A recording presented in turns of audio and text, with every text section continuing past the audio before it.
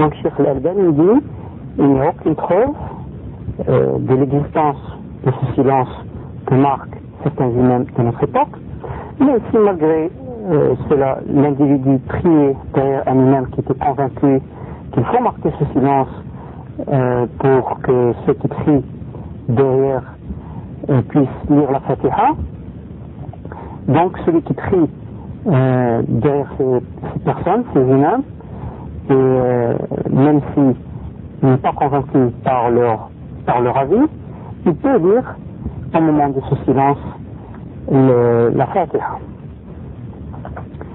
القراءة بعد الفاتحة, que doit lire la personne après qu'il ait achevé la lecture de la sourate al-Fatiha.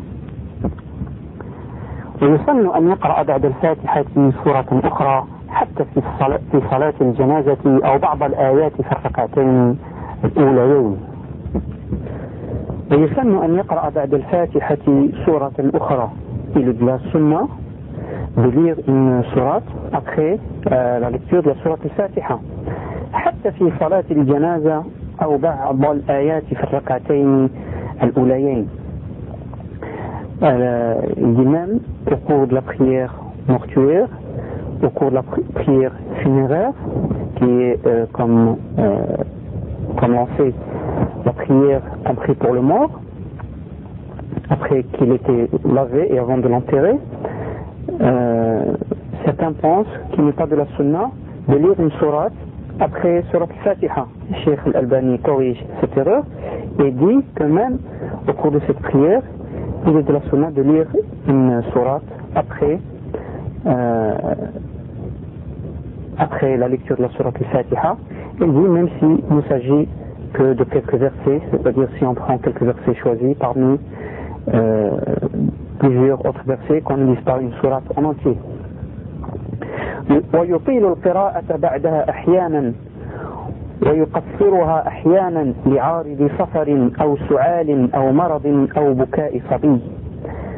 Il dit parfois le prophète sallallahu alayhi wa sallam le prieur, donc puisque le prieur doit prier comme le faisait le prophète sallallahu alayhi wa sallam, il dit parfois, et Cheikh Al-Albani a dit parfois il est de la sunna de lire d'avoir une longue lecture. Et il est de la sunna aussi de lire peu parfois, donc d'avoir une lecture courte. Surtout si par exemple la personne est en voyage, ou bien si elle est atteinte d'une toux, ou bien si elle est malade, ou bien s'il s'agit de l'imam, quand l'imam prie et qu'il entend le pleur d'un enfant, bien sûr cet enfant va déranger son père ou bien sa mère, qui va être inquiété peut-être par les cris du petit. Le prophète sallallahu alayhi wa sallam, par clémence, à cause de ses pleurs, il raccourcissait sa prière. وتختلف القراءة باختلاف الصلوات. فالقراءة في صلاة الفجر أطول منها في سائر الصلوات الخمس، ثم الظهر ثم العصر والعشاء ثم المغرب غالبا. La lecture, la longueur de la lecture varie selon les prières. فالقراءة في صلاة الفجر أطول منها في سائر الصلوات الخمس. La lecture que faisait le prophète sallallahu alayhi wa sallam au cours de la prière de l'aube était beaucoup plus longue que la lecture qu'il faisait lors des autres prières. En deuxième position vient Salat al-Dhuhr, donc qui est la prière compris au zénith, ou plutôt juste un peu après le zénith, c'est-à-dire on attend que le moment du zénith arrive. À ce moment-là, toutes choses, les ombres des choses ont une taille minimale. Ensuite, juste au moment où la taille commence à s'allonger, la taille des ombres commence à s'allonger, les change de direction aussi. À ce moment-là, on peut prier Salat al-Dhuhr, mais au moment du zénith lui-même, il n'est pas permis de prier. Le moment du Asr, comment le connaître? Au niveau de la Mecque, c'est simple, car le soleil est au-dessus des têtes tout au long de l'année.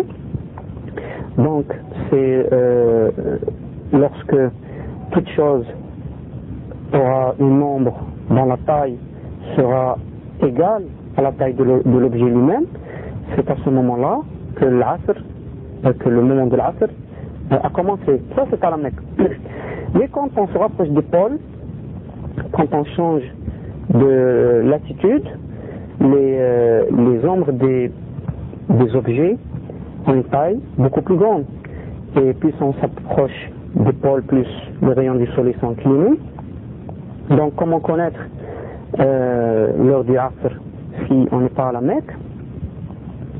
Il faut compter la taille minimale, sa longueur, et la diminuer de la taille qu'elle aura juste après.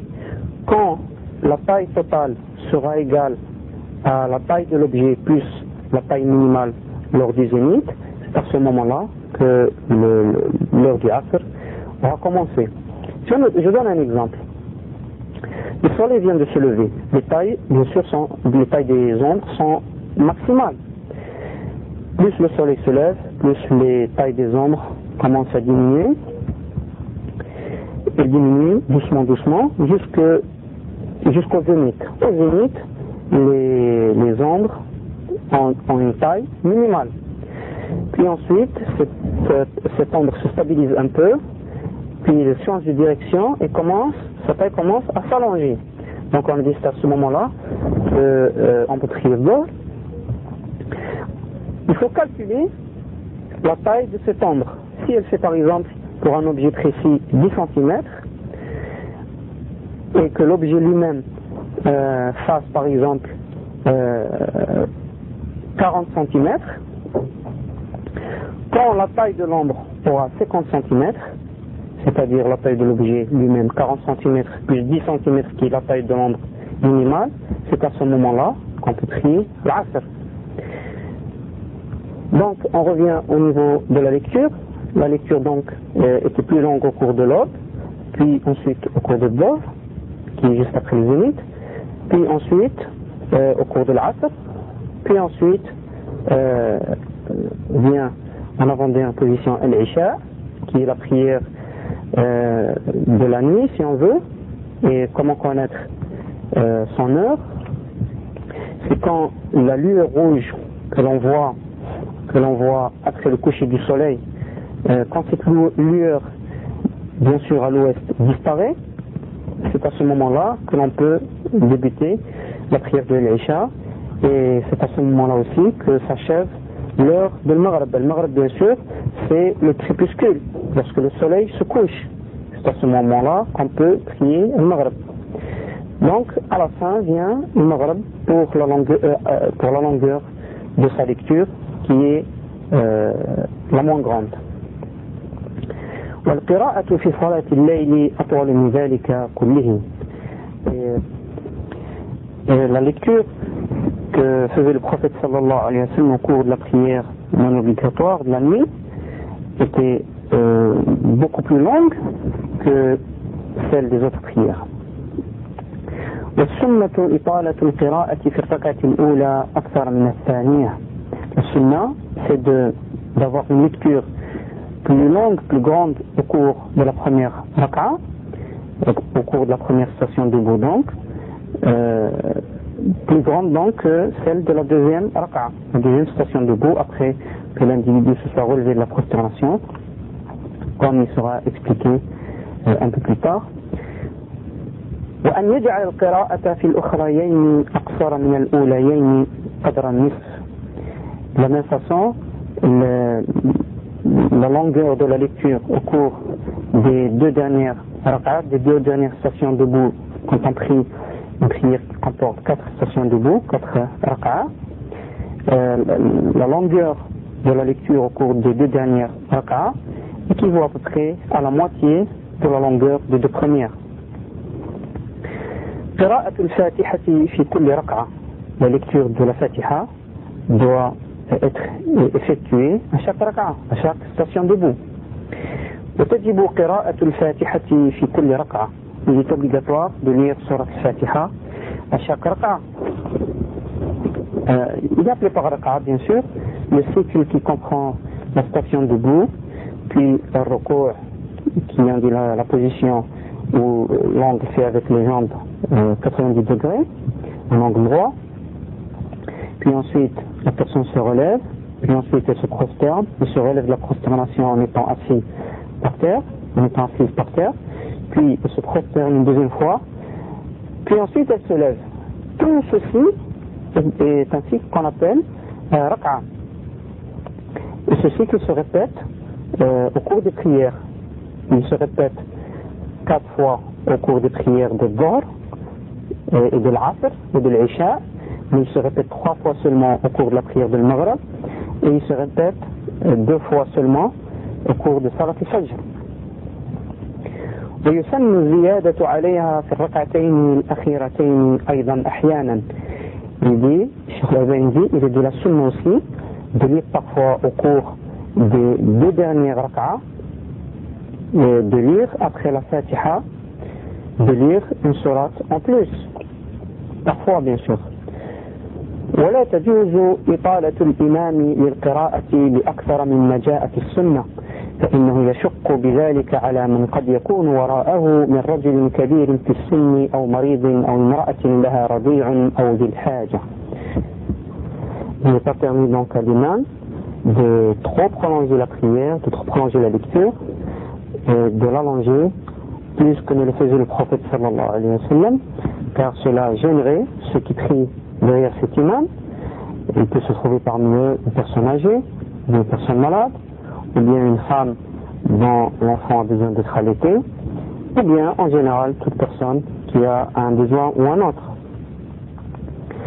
الجهر والإسرار بالقراءة ويجهر بالقراءة في صلاة الصبح والجمعة والعيدين والاستسقاء والكسوف والأوليين من صلاة المغرب والعشاء، ويسر بها في صلاة الظهر والعصر وفي الثالثة من صلاة المغرب والأخريين من صلاة العشاء.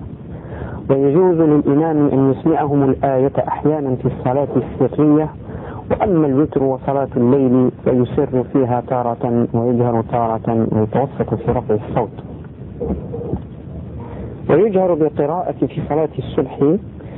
La lecture se fait à haute voix, donc c'est une personne à côté de la personne qui prie toute seule. Si se trouve une personne à côté de la personne qui prie, elle entendra donc sa lecture. L'imam, au cours de cette prière, donc, doit faire entendre sa lecture à ceux qui sont derrière lui. Quelles sont ces prières où la lecture doit se faire à haute voix? Il s'agit de Salat al-Subh, qui est la prière de l'aube. Salat al-Jumu'ah, c'est la prière qui se prie au zénith du jour du vendredi, à la place de Salat al-Dhuhr. Wal-Idayn, la salat de Eid, Eid al-Adha, Eid al-Fitr. Wal-Istisqa, la prière de demande à Dieu de la pluie. Wal-Kusuf, la salat qui est priée à l'occasion d'une éclipse. Wal-Ulayayn min salat al-Maghribi wal-Isha, les 2 premières rak'ahs de Salat al-Maghrib, la prière du crépuscule, et al-Isha, la prière de la soirée. La même façon, les 2 premières rak'ahs de cette prière, la lecture sera effectuée à haute voix. ويسر بها في صلاة الظهر والعصر وفي الثالثة من صلاة المغرب والأخريين من صلاة العشاء. Par contre, la lecture se fait en silence, donc l'individu bouge, se lève, mais on ne l'entend pas lire. Ceci au cours de la prière de Dhuhr, la prière qui se fait donc juste après les minutes, et au cours de la prière de l'Asr, et au cours de la 3e rak'a de Salat al-Maghrib, la prière du crépuscule, et les 2 dernières rak'at de Salat al-Isha, la prière de la soirée. ويجوز للإمام أن يسمعهم الآية أحيانا في الصلاة السرية. Il est permis à l'imam de lire parfois un verset à haute voix, même si la prière qu'il effectue, normalement la lecture doit se faire en silence. Pourquoi? Par exemple, pour faire savoir à certaines personnes qui ne sauraient pas comment prier, qu'il faut lire. Le fait qu'ils voient l'imam prier en silence peut leur faire croire qu'il ne faut rien dire.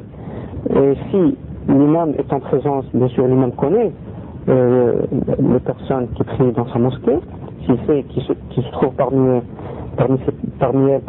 ces personnes des gens qui peuvent ignorer cet élément, il est recommandable qu'il leur fasse entendre des fois, de temps en temps, un verset, comme le faisait le prophète sallallahu alayhi wa sallam, pour apprendre aux gens qui entrent nouvellement dans l'islam.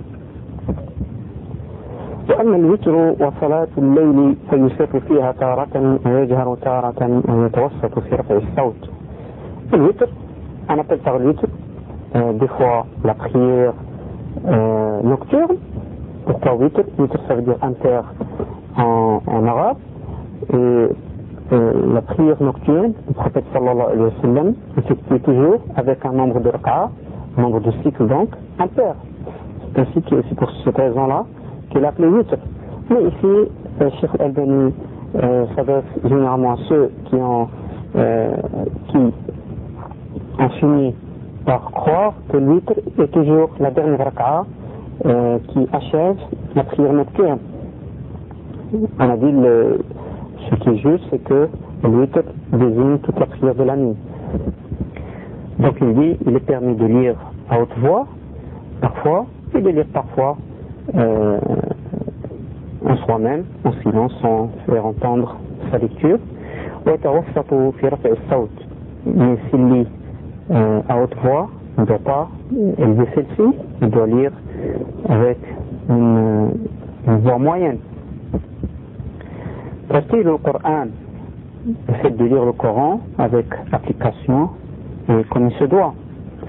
والسنة أن يرتل القرآن ترتيلا لا هدا ولا عجلة بل قراءة مفسرة حرفا حرفا ويزين القرآن بصوته ويتغنى به في حدود الأحكام المعروفة عند أهل العلم بالتجويد ولا يتغنى به على الألحان المبتدعة ولا على القوانين الموسيقية.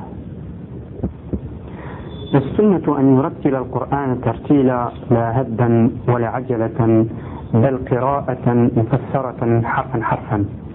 La sunna est de lire le Coran avec application, sans se presser, sans que les mots soient avalés et prononcés rapidement, et sans précipitation. بل قراءة مفسرة حرفا حرفا, mais plutôt en lisant d'une lecture bien claire, bien précise, qui fasse apparaître les lettres bien détachées. ويزين القرآن بصوته, et qu'il essaye, que le prieur essaye de lire le Coran avec une belle voix, donc de lire ainsi sa lecture du Coran. ويتغنى به في حدود الأحكام المعروفة عند أهل العلم بالتجويد, il doit psalmodier en suivant les règles définies et établies par les savants spécialistes de la lecture du Coran, le tajwid. ولا يتغنى به على الألحان المبتدعة ولا على القوانين الموسيقية. Mais son embellissement de la voix ne doit pas être exagéré, il ne doit pas chanter ni prononcer le Coran à la façon que font certains en suivant des mélodies précises ou bien des tons qui n'ont pas d'origine dans la sunna. الفتح على الإمام. الفتح على الإمام, c'est l'action d'aider l'imam, de lui souffler, si on veut, lorsque il a oublié un verset et qu'il n'arrive plus à faire la liaison entre les versets. ويشرع للمقتدي أن يتقصد الفتح على الإمام إذا ارتج عليه في القراءة. ويشرع للمقتدي, il est établi par la religion, il est recommandé par la religion que ceux qui prient derrière l'imam, ceci doit être fait dans l'ordre, et ce n'est pas tous ceux qui prient derrière l'imam qui doivent se prononcer, car ceci créerait le désordre. Donc il est permis et établi que ceux qui prient derrière l'imam l'aident et lui soufflent si sa lecture est interrompue, par exemple s'il a oublié un verset ou s'il commence à hésiter. Ar-ruku', c'est l'inclinaison de la prière. Le fait de mettre les mains sur les genoux et d'avoir le dos qui fait un angle droit avec les jambes. C'est la position qui se trouve juste après la position debout dans l'ordre des positions successives de la prière. فإذا فرغ من القراءة سكت سكتة لطيفة بمقدار ما يتعاد إليه نفسه. Dès qu'il achève la lecture des sourates, donc au cours de la position debout, il se tait, il marque un bref silence, juste pour reprendre son souffle. ثم يرفع يديه على الوجوه المتقدمة في تكبيرة الإحرام. Il lève ensuite ses mains de la façon décrite quand on a parlé du takbir par lequel l'individu entre en prière. ويكبر وهو واجب. Il prononce alors Allahu Akbar, et ceci est une obligation. ثم يركع بقدر ما تستقر مفاصله ويأخذ كل عضو مأخذه وهذا ركن. Et donc ensuite il passe à la position du ruku' qui va être décrite un peu plus tard. بقدر ما تستقر مفاصله ويأخذ كل عضو مأخذه.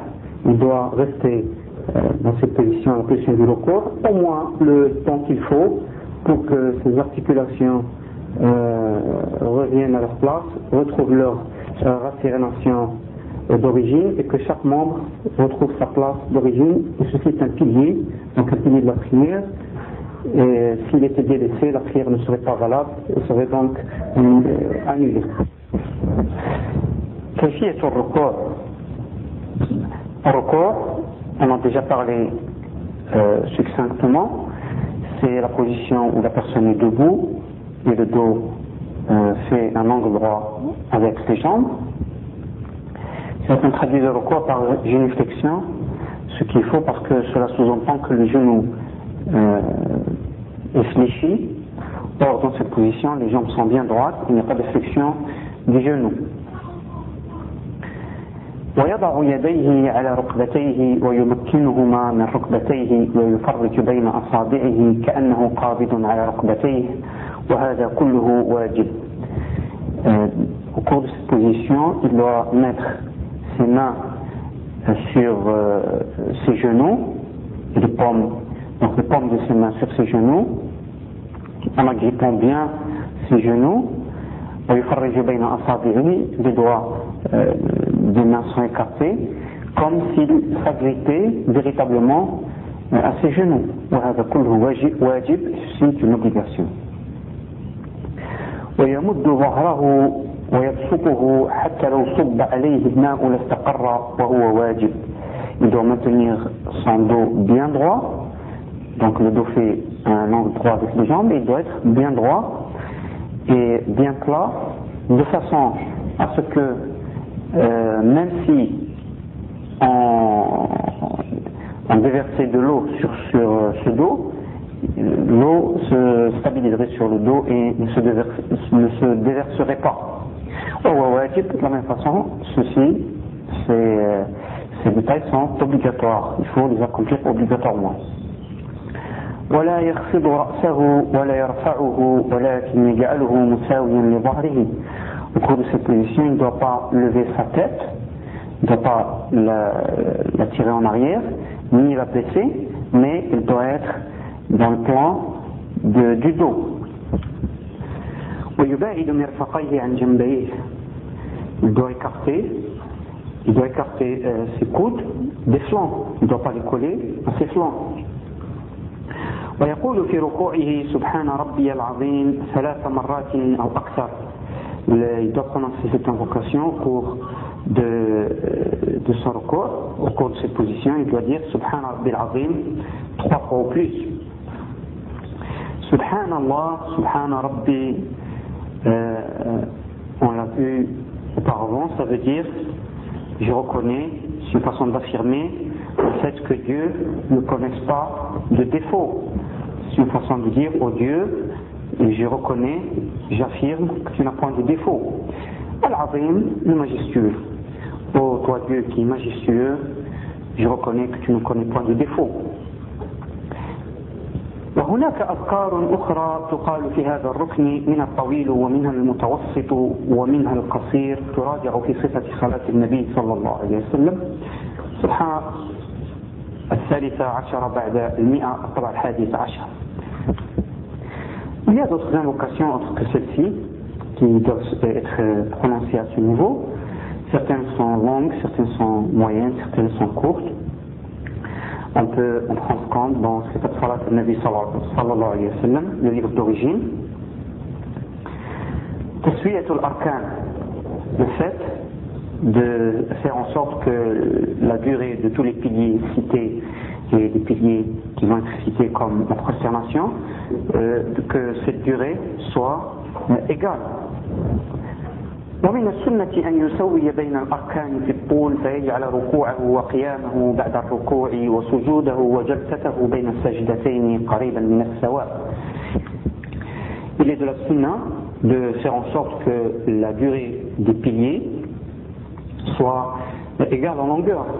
De cette façon, al-ruku', l'inclinaison, wa qiyamahu, la position debout après le ruku', c'est-à-dire la deuxième position debout. Bien sûr, la première c'est juste au début de la prière, après qu'il ait levé ses mains, au moment où il lit. Ensuite, bien sûr, il va s'incliner, il va faire le ruku'. Ensuite, il se rétablit, cette deuxième position debout, et ainsi que la prosternation, ainsi que la position assise qui se trouve entre les deux prosternations. Donc, il est de la sunna que tous ces piliers cités soient d'une durée égale. ولا يجوز أن يقرأ القرآن في الركوع ولا في السجود. Il n'est pas permis de lire le Coran au cours de l'inclinaison ni au cours de la prosternation. الاعتدال من الركوع, le fait de se lever de ruku', de se rétablir, donc de revenir en position debout. ثم يرفع صلبه من الركوع وهذا ركن. Ensuite, il relève son dos qui donc était incliné, et ceci est un pilier. D'ailleurs, on vient de le citer parmi les piliers de la prière. ويقول في أثناء الاعتدال سمع الله لمن حمده وهذا واجب. Et au moment où il se rétablit, il doit dire سمع الله لمن حمده, qui veut dire que Dieu exauce ceux qui le louent. وهذا واجب. Cette prononciation est une obligation. Entre parenthèses, quel est l'intérêt de dire à chaque fois ceci est un pilier, ceci est une obligation? Ceci a une importance très grande, puisque le fait d'abandonner un pilier de la prière, de ne pas l'accomplir, provoque l'annulation de la prière est à recommencer. Mais le fait d'abandonner un élément qui est une obligation, bien sûr, sans faire exprès. Si par exemple une personne, sans faire exprès, abandonne un pilier de la prière, sa prière donc est annulée. Mais s'il, sans faire exprès, il a oublié un élément qui a été cité comme étant un élément obligatoire, la prière n'est pas à refaire, mais la personne doit à la fin de sa prière réparer cette faute en ajoutant 2 prosternations qui sont effectuées de la même façon que sont effectuées les prosternations de la prière, ainsi que nous allons le voir. ويرفع يديه عند الاعتدال على الوجوه المتقدمة, et lorsqu'il se relève de son inclinaison, il lève ses mains de la façon qu'on a décrite au début. ثم يقول معتدلا مطمئنا ثم يقوم معتدلا مطمئنا حتى يأخذ كل عظم مأخذه وهذا ركن. Ensuite, il se relève et il doit rester dans cette position jusqu'à ce que chaque os, chaque membre retrouve son apaisement d'origine. Il ne doit pas tout de suite passer à la station suivante sans s'être rasséréné. Cette position debout, cette deuxième position debout est un pilier de la prière. ويقول في هذا القيام ربنا ولك الحمد وهذا واجب على كل مصل ولو كان مؤتما فإنه ورد القيام أما التسميع فورد الاعتدال. ويقول في هذا القيام ربنا ولك الحمد. Quand il est stabilisé, il est debout, il dit Rabbana walak al-hamd, qui veut dire ô Dieu notre Seigneur, c'est à toi que revient, c'est toi qui mérite la louange totale, la louange absolue. وهذا واجب على كل مصل ولو كان مؤتما. Cette prononciation, cette formule doit être prononcée obligatoirement par tout prieur, qu'il soit l'imam ou bien qu'il prie derrière l'imam. Cheikh Al-Albani veut par cette parole corriger la faute que commettent plusieurs prieurs en croyant que seul l'imam doit prononcer cette parole. فإنه ورد القيام أما التسميع فورد الاعتدال. Cette formule n'est pas prononcée quand on est debout, alors que la première formule Sami Allahu liman hamida doit être prononcée au cours du passage du recours à la station debout. C'est-à-dire dès que la personne commence à relever sa tête de l'inclinaison, la personne commence à dire Sami Allahu liman hamida. Ensuite, quand il s'est rétabli en position debout, à ce moment-là, la personne dit Rabbana walak al-hamd. Il y a d'autres invocations aussi que l'on peut prononcer à la place de cette formule Rabbana walak al-hamd. Bien sûr, puisque ce petit livre est un résumé, Cheikh Al-Albani n'a pas cité toutes ces invocations, il n'a cité que celle-ci. Donc pour en prendre compte, il faut revenir au livre d'origine. ولا يشرع وضع اليدين إحداهما على الأخرى في هذا القيام لعدم وروده. وانظر إن شئت البسط في الأصل صفة صلاة النبي صلى الله عليه وسلم. On avait vu que lors de la première position debout, donc juste au début de la prière, le prieur met ses mains sur la poitrine, la main droite sur la main gauche sur la poitrine. Cheikh Al-Albani fait remarquer que ceci n'est valable que pour la première position debout et qu'au cours de cette deuxième position debout, qui se trouve donc entre le recours, le sujoud, entre l'inclinaison et la prosternation, le prieur n'a pas à mettre ses mains sur la poitrine. Et ceux qui veulent plus de détails, ils peuvent prendre compte des paroles de Cheikh Al-Albani dans le livre d'origine.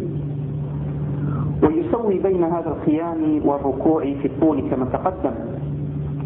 Il doit faire en sorte que la durée de cette position debout soit égale, soit à peu près égale à la durée de la position précédente, qui est le recours, qui est donc l'inclinaison, et tout ceci, on l'avait vu auparavant.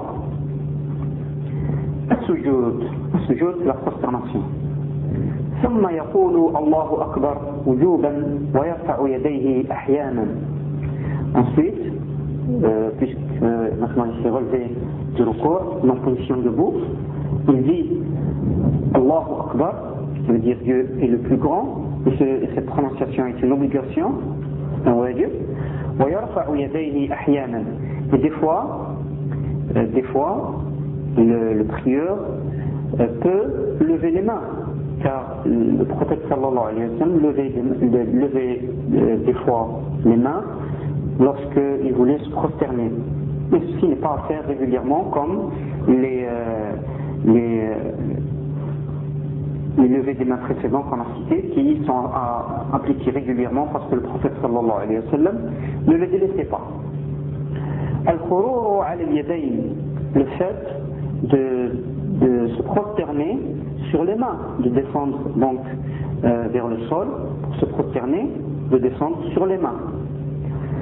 ثم يخر إلى السجود على يديه يضعهما قبل ركبتيه. بهذا أمر رسول الله صلى الله عليه وسلم وهو الثابت عنه من فعله صلى الله عليه وسلم، ونهى عن التشبه ببروك البعير وهو إنما يخر على ركبتيه اللتين هما في مقدمتيه.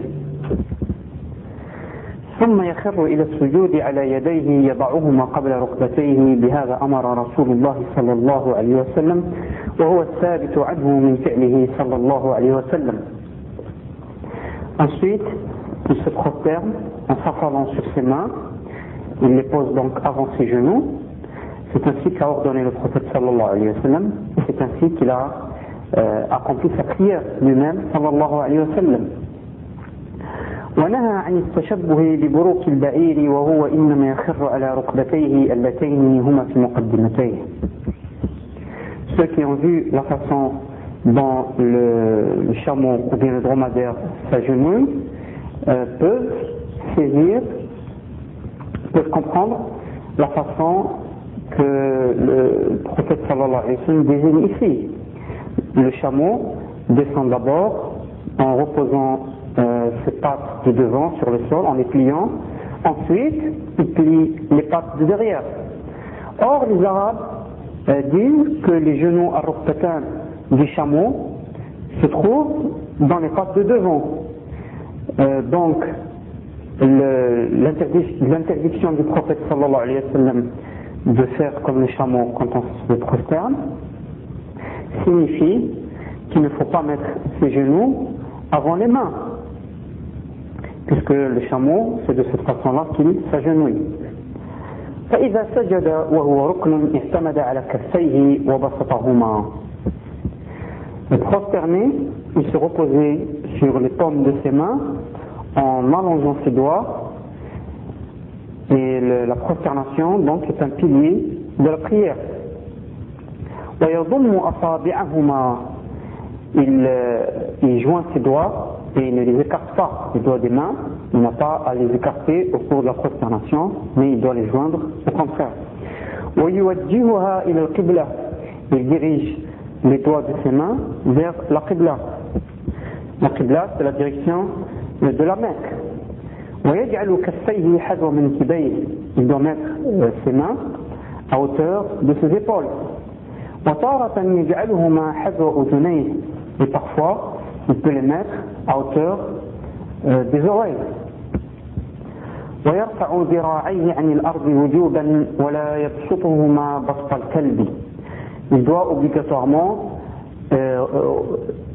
éloigner ses bras du sol, donc les lever autant que possible, bien sûr sans que cela change la direction de ses doigts vers la qibla. Il doit donc lever autant que possible ses bras et ne pas les allonger, ne pas les mettre sur le sol et les allonger à la façon du chien quand il est couché.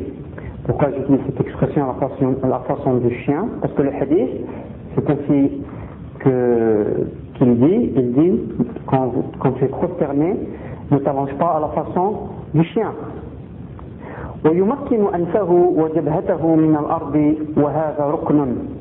Il doit accoler son nez, son front au sol, et ceci est un pilier. Bien sûr, on a précisé que le fait que ceci soit un pilier, si le prieur ne le fait pas, sa prière est annulée. ويمكن أيضا من ركبتيه. Il doit aussi coller au sol ses deux genoux. وكذا أطراف قدميه, les bouts des pieds, donc les doigts des pieds. وينصبهما وهذا كله واجب. وينصبهما, il tient ses pieds comme s'ils étaient plantés. وهذا كله واجب. Tout ceci est une obligation de la prière. ويستقبل بأطراف أصابعهما القبلة. Donc même les doigts des pieds doivent être dans la direction de la qibla. ويرص عقبيه. Il doit accoler ses deux talons l'un à l'autre. C'est-à-dire qu'il ne doit pas laisser d'espace entre les deux pieds ni entre les talons. الاعتدال في السجود. La rassérénation et l'apaisement au cours de la prosternation. On a vu que au cours de toutes les stations successives, la personne doit observer un apaisement et ne doit pas prier d'une façon rapide et sans connaître d'apaisement. ويجب عليه أن يعتدل في سجوده وذلك بأن يعتمد فيه اعتمادا متساويا على جميع أعضاء سجوده وهي الجبهة والأنف معا والكفان والركبتان وأطراف القدمين. Il est obligatoire qu'il s'apaise au cours de cette prosternation. Et de quelle façon? En se reposant sur ses membres, sur les 7 membres dont on a parlé, c'est-à-dire le front et le nez en même temps, les 2 paumes des mains, ou bien si on veut les 2 mains, les 2 genoux, et les bouts des pieds, les doigts donc des pieds. En se reposant ainsi sur toutes ces parties, il peut s'apaiser et retrouver l'apaisement du corps du début. ومن اعتدل في سجوده هكذا فقد اطمأن يقينا والاطمئنان في السجود ركن أيضا. Celui qui agit d'une telle façon, qui accomplit sa prosternation d'une telle façon, il va s'apaiser, il va être rasséréné, et l'apaisement, l'itmi'nan, est un pilier de la prière, car celui qui prie sans connaître d'apaisement, qui prie rapidement en passant d'une station à une autre, d'une position à une autre, en étant essoufflé, sans connaître d'apaisement en chaque station, sa prière n'est pas valable. ويقول فيه سبحان ربي الأعلى 3 مرات أو أكثر. Il doit dire au cours de la prosternation, donc quand il a posé son front sur le sol, son front et son nez, quand il est prosterné, il doit dire Subhan Rabbi al-A'la. Subhan Rabbi, on l'a traduit, je reconnais, ô Dieu, mon Seigneur, que tu ne connais point de défaut. Al-A'la, le très haut, le plus haut. 3 مرات, il doit prononcer cette formule 3 fois ou plus. Cheikh Al-Albani dit en masse, وفيه أذكار أخرى تراها في صفة الصلاة. Comme on a dit pour les autres stations, il y a d'autres invocations, mais ici par souci d'être bref, Cheikh Al-Albani n'a cité que cette invocation. ويستحب أن يكثر الدعاء فيه فإنه مظنة الإجابة. Il est recommandable de recommander que la personne fasse de multiples invocations qui soient propres, ou bien qui étaient prononcées par le prophète sallallahu alayhi wa sallam, car cet endroit, la prosternation, ou plutôt ce moment, le moment de la prosternation, est le moment le plus propice pour que Dieu exauce les vœux de ceux qui l'implorent. Car le Rasoul sallallahu alayhi wa sallam, le prophète sallallahu alayhi wa sallam a dit أقرب ما يكون العبد من ربه السجود فأكثر من الدعاء. Le moment où la personne est la plus proche de son Seigneur, de Dieu son Seigneur, est la prosternation. Donc, prononcez le plus de dua que vous pouvez, le plus d'invocations que vous pouvez. ويجعل سجوده قريبا من ركوعه في الطول كما تقدم. On avait vu que les différents piliers, leur longueur doit être à peu près égale. Donc de la même façon, la durée de la prosternation doit être à peu près égale à la durée du ruku' et des autres piliers. ويجوز السجود على الأرض وعلى حائل بينها وبين الجبهة من ثوب أو بساط أو حصير أو نحوه. Il est permis de se prosterner soit sur le sol directement, donc d'apposer le front, et le nez et les autres parties qui doivent toucher le sol lors de la prosternation, soit directement sur le sol ou sur la terre, ou bien sur une moquette ou un tapis, et le front peut être recouvert d'une toque. Il n'y a aucun problème à ceci. Le Cheikh Al-Albani répond par là à ceux qui prétendent que le front doit toucher directement le sol et qu'il ne doit rien y avoir entre le front et le sol.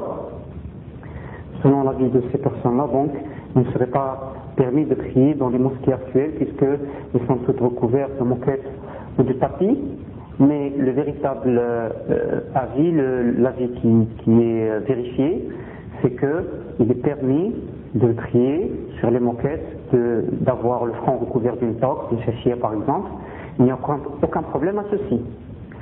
ولا يجوز أن يقرأ القرآن وهو ساجد. Il n'est pas permis de lire le Coran, une sourate du Coran ou bien quelques versets du Coran au cours de la prosternation, car il y a un hadith qui l'interdit. الافتراش والإقعاء بين السجدتين. On vient de parler de la prosternation. Bien sûr, la personne donc maintenant va se relever de cette prosternation pour se reprosterner une deuxième fois, Comment doit-elle se tenir entre ces deux prosternations? Il y a deux façons de se tenir. La première façon s'appelle l'iftiraj, la deuxième façon s'appelle l'iqa. Cheikh Al-Albani va les décrire dans ce paragraphe.